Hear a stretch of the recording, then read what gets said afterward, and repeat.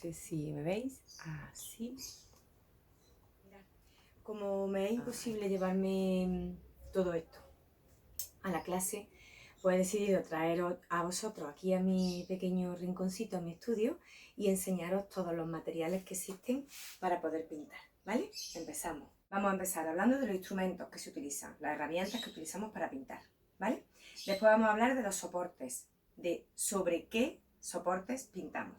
Y después vamos a hablar de las técnicas, y ahí vamos a meter cada uno de los materiales de pintura que utilizamos para hacer nuestros cuadros, ¿vale? Bueno, pues empezamos por los soportes, por los instrumentos.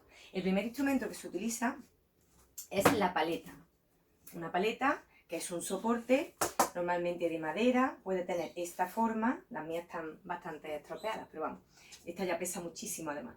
O esta forma más grande, cuando trabajo formatos muy grandes, pues lógicamente utilizo paletas grandes porque trabajo con mucha pintura. Esto si lo cogéis, pues pesa ya mucho porque es la que utilizo para el óleo, ¿vale? Después se puede utilizar otra paleta diferente para el acrílico o incluso para la acuarela, otra paleta distinta. Y os enseño una paleta muy original que yo uso mucho cuando trabajo con acrílicos en pequeño formato y tengo que hacer muchas mezclas. Entonces utilizo esto, lo que es una huevera de huevos de codorniz. Bueno, pues esto es el primer instrumento que vamos a trabajar, la paleta. Después el pincel. Sabéis que a lo largo de la historia el pincel ha evolucionado mucho. Bueno, yo para mí que ha involucionado, porque ha ido cada vez con menos calidad. Antiguamente los pinceles se hacían sobre un mango de madera, eso sigue exactamente igual, en el que se sujetaba con unas cuerdas firmes, pues pelos. ¿Pelos de qué? De lo que había, de animales. Entonces se utilizaba el pelo de Marta Kolinsky, que ahora ya no se puede usar, bueno, y si se usa es muy poco y es muy caro, porque además ahora con el tema de la protección de los animales, en fin, todo esto ha llevado a que se utilicen ya todos los pinceles con pinceles pues, que no son de pelo natural, ¿vale? Pinceles con pelos artificiales. Entonces, encontráis una grandísima gama. Hay pinceles, cuando se trabaja con pintura, lo que sí quiero que aprendáis a diferenciar al principio es un pincel que se utilice para pintura compacta, más sólida, como el acrílico o el óleo, o el temple, o el gouache, que son pinceles de pelo largo, que tengo por aquí muchos pinceles de pelo largo, son pinceles de este tipo, que tienen el palo, de pelo largo, perdón, de palo muy largo, ¿veis? Tienen el palo largo, hay de muchos grosores, se diferencian fundamentalmente de que son redondos o que son planos, y cuando en la punta, en vez de ser recta, es así un poquito redonda, se llama de cola de gato, de lengua de gato. Entonces, estos pinceles fundamentalmente se utilizan para eso, para trabajar con el óleo, con el acrílico, etc. ¿Por qué? Porque te permite una mayor distancia. Cuando yo estoy trabajando en vertical, cuando estoy pintando en vertical, si utilizo un pincel de pelo largo, me facilita poder tener una destreza manual más importante que si trabajo con un pincel de pelo corto. Pero estas paletinas, esto se le llama paletina, también se utiliza muchísimo para trabajar, yo la uso mucho para formatos grandes, cuando estoy trabajando con fondos muy amplios, entonces utilizo una paletina, que como veis es plana, es más de palo más corto y normalmente tiene el pelo recto. Hay otro tipo de pincel que se utiliza para dar veladuras, para trabajar. Hay mucha gente y los hiperrealistas lo utilizan para hacer los pelos, en fin, para muchas cosas, que es un pincel de abanico. Bueno, este está bastante estropeado, pero por ahí tengo que tener más. Se estropea muy rápido, tienes que tener mucho cuidado al lavarlo y todo. Ahora después os explicaré también cómo se lavan los pinceles. Bueno, y como sabéis, pues ya está. Hay de muchos grosores, de mucha numeración, desde muy finito, del 00, de los 3 ceros, que es muy finito para hacer detalles muy pequeños, hasta pinceles muy anchos, ¿vale? Y ahora cuando se trabaja con acuarela, que es una pintura al agua, que se trabaja normalmente sobre papel, siempre voy a decir normalmente, porque yo soy de las pintoras que utilizo las herramientas como a mí me viene bien, no conforme a la ley rige que hay que utilizarla, ¿vale? Yo, por ejemplo, uso la acuarela muchas veces muy opaca, otras veces uso el óleo muy transparente, casi siempre, bueno, utilizo mucho las veladuras, pero cuando estamos trabajando con acuarela, después les enseñaré más detenidamente, vamos a ver que normalmente se utilizan pinceles de palo corto, ¿vale? Y normalmente es de los pelos, son redondos, normalmente, siempre digo normalmente, de los pinceles de acuarela. Bueno, después hay pinceles así, que tienen el mango como de goma, no sé si lo veis bien, es como de goma, es una goma que se utiliza para hacer texturas, ¿no? para hacer manchas de formas distintas. En fin, hay una gama casi, diría, infinita de materiales. Seguimos. Vamos a ver ahora qué son las espátulas. La espátula. Hay un mal decir, creo yo, que es cuando un pintor dice, yo soy pintor a espátula. Es como si dices, pues yo soy un albañil a ladrillo y de ahí no voy a salir. No, pintar a espátula, la espátula es otra herramienta más, que te permite el qué, pues en muchas ocasiones te permite mezclar los colores en la propia paleta, porque es más limpio, no se queda nada en el pincel. Entonces estos colores se van a quedar solamente en la paleta, que después es muy fácil de limpiar y de eliminar y de trabajar con ella. Pero también se utiliza para dar textura, para pintar con paleta. Hay muchos artistas que la usan mucho y la usan en sus cuadros para dejar todas las texturas posibles. En vez de dejar una textura suave, nosotros tocaríamos algunas de mis obras. Tengo en algunas que tienen texturas, pero no en todas. Tú tocas y es suave, ¿no? Táctilmente no tiene nada, son texturas siempre visuales. Pero si tú trabajas con una espátula, puedes dejar una textura en el lugar donde a ti te apetezca y donde te guste trabajar, y entonces tú vas dejando esa huella que se llama, ¿no? Esa textura. Pero espátula, hasta este tipo de espátulas, que son las que se utilizan en albañilería, fíjate si también se utilizan en pintura. Yo utilizo estas espátulas también en pintura, ¿vale? Hay de muchas formas, más grandes, más pequeñas, con el palo más estrecho, más ancho, más cuadrada, en fin. Hay muchísima variedad de espátulas. Y después, bueno, pues hay otros instrumentos como, por ejemplo, las propias manos.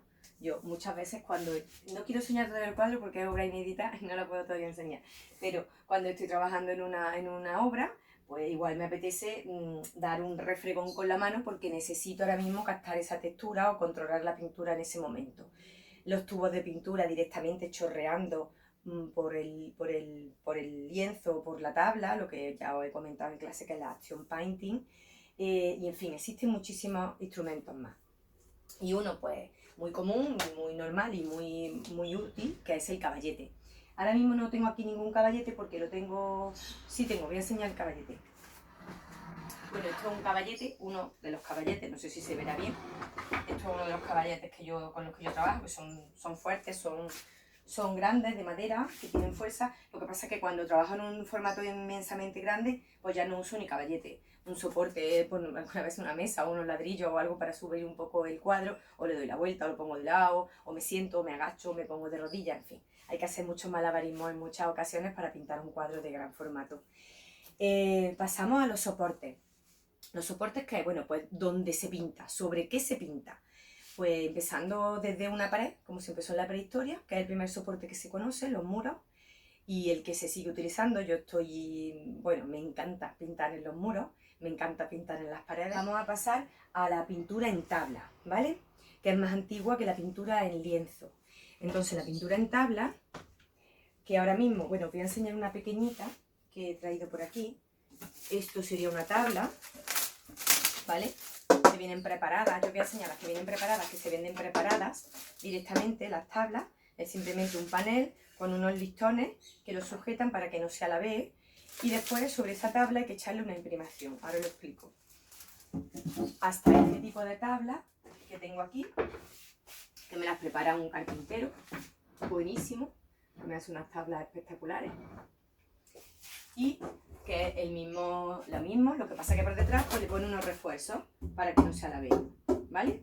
Y entonces poder trabajar con tablas del formato que queramos. Bueno, hasta 2,45, que es lo que tiene, como vienen, ahí va por 1,44 creo que es. Antiguamente las tablas no eran así, eran tablas con un grosor más gruesa. Entonces estas tablas, lo que se hacía para hacer formatos más grandes, los retablos de la iglesia y todo eso, que muchos están pintados en tablas, lo que se hacía era ensamblar una tabla con la otra. Y así de esta forma pues podían hacer tablas más grandes. De hecho, si os fijáis en la iglesia, que en muchas ocasiones se ven esas tablas agrieteadas, se ven como partidas, y eso es porque es justo la unión entre una tabla y la otra. Entonces a estas tablas se daba una base de cal, una serie de capas para darle una protección a la tabla y sobre ella pintar. Hoy en día pues la verdad es que no le damos esas diferentes capas que se daba antiguamente, que si tú cortas una tabla de una pintura antigua, tú le ves esas diferentes capas de la cal y todo eso. Ahora mismo lo que nosotros hacemos, los artistas, es esas tablas generalmente se le dan unas diferentes capas de la base cola con pigmento, pero últimamente ya, vamos, yo al principio cuando empecé a trabajar, a pintar en la facultad, no utilizaba esta herramienta, utilizaba cola y utilizaba pigmento. ¿Por qué? Porque le daba a cada cosa, le daba el fondo que me daba la gana, el color que yo quería de imprimación. Pero ahora la verdad es que últimamente utilizo siempre gesso. El gesso es un material blanco, es como una pintura blanca que tú le vas dando diferentes capas, entre capa y capa tienes que lijar para que se quede la superficie lisa, si quieres, porque puedes utilizar la rugosidad que te va dejando la propia madera para el cuadro, pero al final pues se queda una superficie blanca y limpia sobre la que tú puedes pintar perfectamente. A mí personalmente me gusta más la tabla, ¿no? Y como los artistas pasamos por diferentes etapas, en la última etapa yo solamente pinto en tabla, porque además para el transporte es más fácil, porque se deteriora menos, porque es más cómodo, ¿no? Para transportar y para todo es mucho más cómodo. Bueno, pues entonces, vamos de la tabla, vamos a pasar lógicamente al lienzo. El lienzo, la diferencia que tiene con la tabla, porque es una superficie plana, los dos son una superficie plana, el lienzo puede dar más texturas que la tabla porque hay muchos diferentes tipos de telas. Y lo que sí es que es un bastidor, que no os confundáis con eso del cuadro, no, el cuadro es el elemento en sí que queda después de haberlo pintado, ¿vale?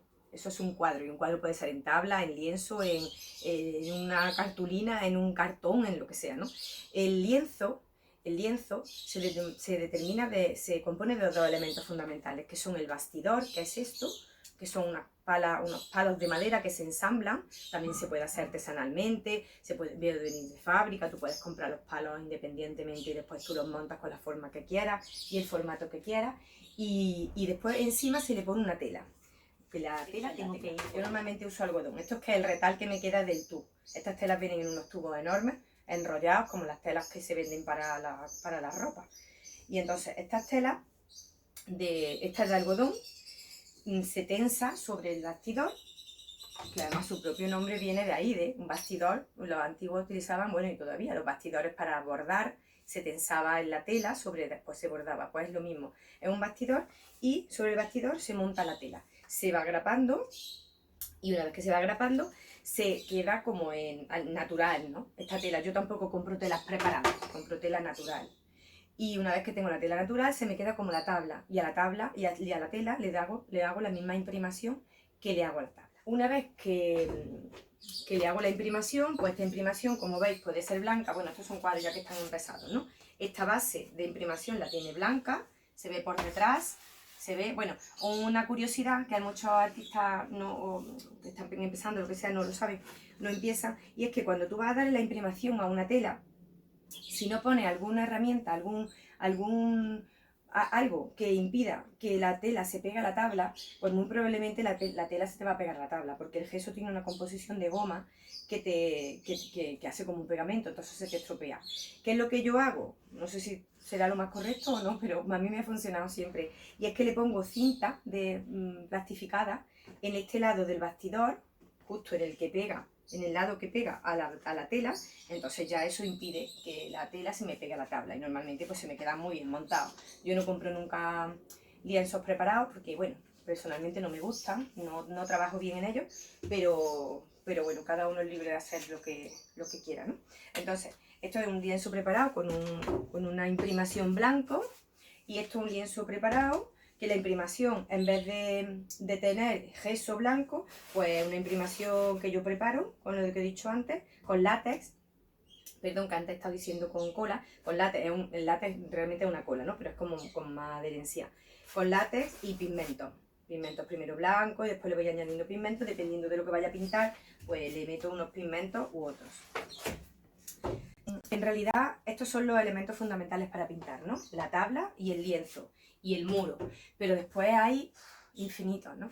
El pergamino antiguamente, y hoy por hoy ya se utiliza poco, pero para cosas muy concretas sí se utiliza. El papel, se puede pintar en papel, se puede pintar en metales, se puede pintar en cristal, se puede pintar en marfil, se puede pintar en las paredes de tu casa cuando uno es chico, se puede pintar donde uno quiera, ¿no? La pintura es libre y como tal no se puede concentrar, estos son los materiales y de aquí no te puedes salir. Hoy por hoy se pinta de cualquier forma, ¿no? Hay un concepto de la pintura y de la escultura completamente distinto a lo que era antiguamente. Y hay que respetarlo, entenderlo y meterse dentro, como siempre os digo. Y bueno, y por último vamos a ver las técnicas, que ahí es donde es como casi más complicado, ¿no? Pero bueno, las técnicas. Empezamos por el fresco. El fresco, que lo ampliaré allí en clase o haré otro vídeo sobre algo que yo pueda ir montando, era una técnica muy antigua que se trabaja sobre las paredes directamente y se van dando diferentes capas. Igual que os explicaba antes, las capas sobre la madera, pues así se hacía en el fresco. Hoy por hoy ya no se hacen frescos así, porque entre otras cosas es muy caro y muy entretenido y ya no era entre artistas y artesanos los que generaban los frescos. Entonces sobre la pared se le daba una capa de estuco primero, de yeso, gruesa, y después sobre esa capa se hacía el dibujo. ¿Cómo se hacía el dibujo? ¿A mano alzada? No, se cogían unas plantillas en papel que se superponían a la pared y se iba grabando solamente lo que era el contorno de la silueta. Ese contorno que íbamos dando era lo que nos iba haciendo las diferentes jornadas que se llamaban, porque decían los artistas, yo voy a llegar hasta este punto, hasta este contorno, vamos a trabajar este punto hoy y ya está. ¿Por qué? Porque sobre esa primera capa que se hacía más gruesa se le daba otra más fina. Y antes de que secara, por eso se llama la técnica al fresco, antes de que secara se le daban los pigmentos sobre esa capa. Y el pigmento se secaba a la vez que esa capa de yeso. Por eso se llama pintura al fresco y por eso se tenía que hacer en jornada, que eran capas diferentes, o sea, fragmentos distintos del dibujo que se estaba haciendo, de la pintura que se estaba haciendo.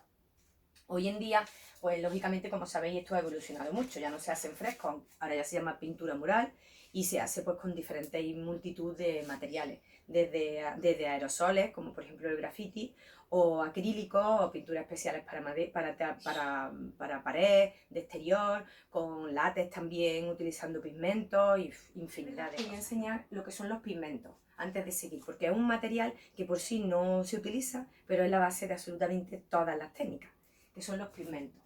Mirad, ahora mismo los pigmentos pues vienen así, ¿no? Este óxido de zinc, que es el blanco, son polvos de colores. Este es un magenta, un rosa, os lo abro para que lo veáis, os lo acerco, mancha mucho, ¿veis? Pero es la base, este pigmento es la base que tiene absolutamente todas las pinturas. Todas se generan por medio de pigmentos. En la antigüedad eran naturales, eran muy caros, como por ejemplo el azul de cobalto, sale del mineral, en los cadmios, muy caros. Ahora también hay muchos pigmentos industriales, no tienen por qué ser todos naturales, pero en la antigüedad, en la prehistoria, sabéis que el pigmento principal, ¿cuál era? Pues el carbón y la sangre, y se mezclaba con grasa animal y eso, que era el aglutinante, y eso es lo que hacía que se aglomerara la pintura y que se quedara impresa en la pared, ¿vale? Bueno, pues siendo esto la base del pigmento, ¿vale? De todos los materiales, partimos de ahí y nos vamos al temple. El temple es una pintura que lo único que tiene es que se mezcla con yema de huevo y esa yema de huevo es la que hace de aglutinante con la pintura. Y antiguamente se trabajaba muchísimo el temple en lugar del óleo, porque el óleo es posterior, aunque hay estudios que dicen que el óleo viene desde los romanos, ya se está utilizando, porque el medio es el aceite y los romanos eran, pues como comprenderéis, los líderes del mercado del aceite. El óleo, que lo tengo aquí, muchísimos botes de óleo, hoy por hoy viene en estos tubos, ¿vale? El óleo viene en estos tubos, más grandes, más pequeños, y tiene muchas marcas. Yo tengo aquí muchas marcas distintas, Winsor & Newton, Titan, mi Titan me gusta mucho, Georgia, en fin, hay muchísimas marcas. Y lo que tenéis que ver en el óleo, que aparte que cuando vayáis a comprar un tubo de óleo, lógicamente la persona que lo venda tiene que saber lo que está vendiendo, que es un material que se diluye con esencia de trementina, ¿Por qué? Porque su aglutinante es aceite, no lo podéis diluir ni limpiar los pinceles con agua porque queda como cuando se le echa el aceite al jabón, así se quedan los pinceles, ¿no? Se le pone como una espuma blanca y eso es imposible, no se puede limpiar con agua, salvo que el agua sea extremadamente hirviendo y se le aúne a ese agua jabón verde. Entonces sí se pueden también limpiar con agua, pero en principio su medium es la esencia de trementina y los barnices, etc. Es un medio que no es al agua. Bueno, pues este es el óleo, que es pigmento, como el que os he enseñado antes, aglutinado con aceite, de ahí viene su nombre, el óleo. Después del óleo os voy a enseñar el acrílico, que aunque es un instrumento, o sea, un material muy novedoso, muy nuevo, muy actual, se ha utilizado hace relativamente poco tiempo, de 1940, creo que data la primera introducción del acrílico en el mundo de las artes, y es una técnica que se utiliza al agua, ¿vale? Lo mismo, su base son acrílicos, pero el aglutinante son látex y son gomas que se limpian al agua. ¿Qué es lo que ocurre con el acrílico, con la diferencia con el óleo? Bueno, pues que es un material que hay que trabajarlo muy rápido, porque seca muy rápido. Hay retardantes de acrílico, a mí no me gustan mucho, porque le quitan, cada material se tiene que respetar su propia naturaleza, ¿no? Entonces, si tú ya intentas alterarla, ya estás alterando el material. Si quieres un acrílico retardado, pues trabaja con óleos, ¿no? Que son diferentes los colores, son menos brillantes, los acrílicos, el óleo es más brillante, pero bueno. Este es el acrílico, también hay de muchas marcas, hay de Vallejo, de Titán, y muchas gamas cromáticas. Y la diferencia fundamental, cuando vaya a ver un cuadro, cuando vayamos a una exposición, os voy a preguntar, ¿este cuadro que está pintado en acrílico o en óleo? Si mira la tarjetita, si no, no vale. Entonces, una vez que vosotros conozcáis cuál es la textura que queda entre el acrílico y cuál es la textura que queda entre el óleo, será más fácil de verlo, ¿vale? Porque el acrílico es más mate que el óleo. El óleo deja más brillo y deja una textura distinta y una suavidad diferente. Sigo con la acuarela. La acuarela, que podéis verla así. La acuarela, el soporte de la acuarela es el papel, no es ni el lienzo ni la tabla como el acrílico y el óleo, es el papel y la podéis encontrar en formato de pastilla o en tubo. A ver si estos son los tubos, este también en pastilla. Hay mucha gama cromática, sus pigmentos son los mismos, parte de los mismos pigmentos, pero el aglutinante es goma arábiga, ¿vale? Esto es en botecitos. A mí me gustan mucho los botecitos porque, en contra de lo que dice la norma, que la acuarela debe de ser transparente, yo la utilizo en muchas ocasiones muy opaca y utilizo el grosor de los botecitos como si fuera gouache, que es igual que una acuarela, pero que la dejan más opaca, la dejan menos transparente. Y también puedo utilizar el blanco, en contraste con la acuarela, que se supone que el blanco es el del papel.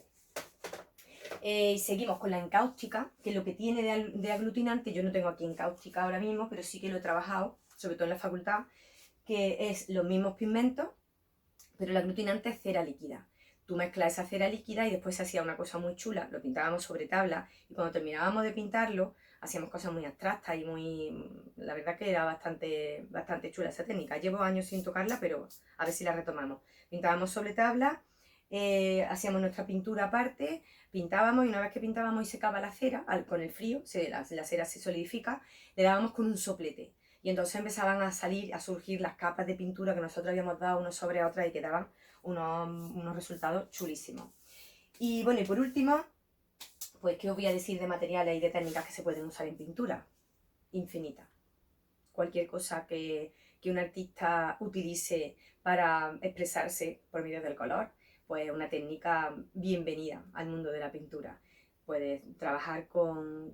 No quiero meter aquí las técnicas secas, que son las ceras, los lápices solares otro día, pero sí que es verdad que podéis usar cualquier tipo de tintas, de colores. Si os vais a una tienda de bellas artes, que para mí es el sitio más maravilloso donde uno se puede ir a perderse, pues os encontraréis un montón de materiales que todos, si sabéis usarlos o los usáis como queráis, porque para eso están, para aprender por medio de los materiales a usar y a crear, pues servirían perfectamente para crear una obra de arte.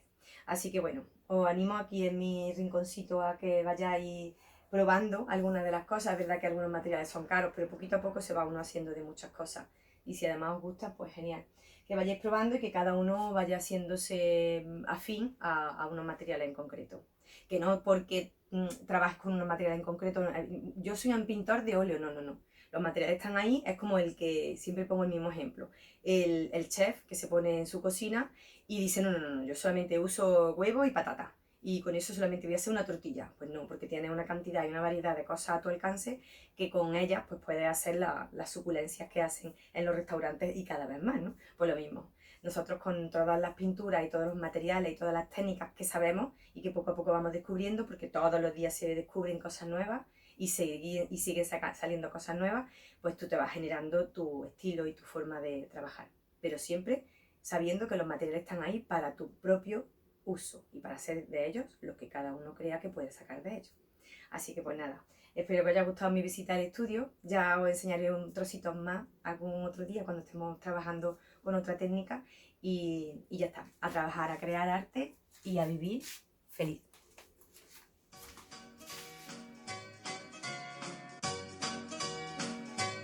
Do do do do.